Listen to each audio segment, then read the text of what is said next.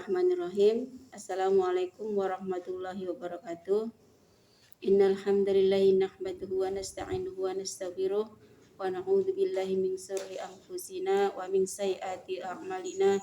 May yahdihillahu fala mudhillalah wa may yudhlil fala hadiyalah. Analisis kasus tentang status halal daging yang dihasilkan dari laboratorium atau cultured meat dalam perspektif fikih. Yang pertama adalah pengantar, yang kedua definisi proses dan produksi, yang ketiga dalil dalam Al-Quran, yang keempat dalil hadis, yang kelima ijma ulama, yang keenam aspek yang perlu dipertimbangkan, yang ketujuh kesimpulan. Analisis kasus status halal daging yang dihasilkan dari laboratorium atau cultured meat dalam perspektif fikih. Yang pertama pengantar. Perkembangan teknologi modern termasuk produksi daging dari laboratorium atau yang dikenal dengan cultured meat telah memicu perdebatan di kalangan ulama dan cendekiawan Islam mengenai status halal produk tersebut. Dalam analisis ini, kita akan mengkaji dari sudut pandang fikih apakah daging yang dihasilkan melalui metode ini dapat dikategorikan sebagai halal dengan menggunakan dalil dalam Al-Quran, hadis, dan ijma ulama. Definisi dan proses produksi cultured meat.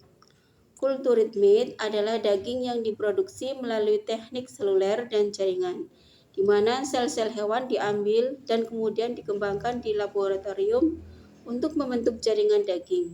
Proses ini tidak melibatkan pemotongan hewan secara langsung, yang menjadi salah satu syarat utama dalam hukum halal. Yang ketiga, dalil dalam Al-Quran. Yang pertama, larangan konsumsi daging yang haram. Seperti dalam Al-Quran, Allah Subhanahu wa Ta'ala berfirman, sesungguhnya Allah hanya mengharamkan bagimu bangkai, darah, daging babi, dan hewan yang disembelih dengan menyebut nama selain Allah. Quran Surat Al-Baqarah ayat 173. Ayat ini menunjukkan bahwa yang diharamkan adalah jenis daging tertentu.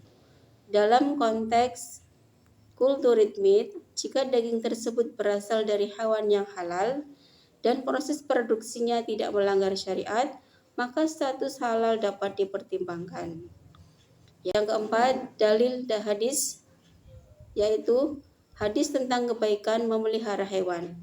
Nabi Muhammad SAW bersabda, sesungguhnya Allah mewajibkan berbuat baik dalam segala sesuatu. Hadis riwayat Muslim. Jika produksi daging dari laboratorium dilakukan dengan cara yang tidak menyakiti hewan dan memperhatikan aspek kesejahteraan, hal ini dapat dianggap sesuai dengan prinsip berbuat baik.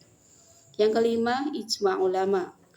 Kesepakatan mengenai halal dan haram. Para ulama sepakat bahwa halal dan haram ditentukan berdasarkan sumber dan cara memperoleh makanan. Jika daging yang dihasilkan dari kultur sel berasal dari hewan yang halal dan diproses secara syar'i, ada kemungkinan ijma dapat menerima produk ini sebagai halal. Keenam, aspek yang perlu dipertimbangkan.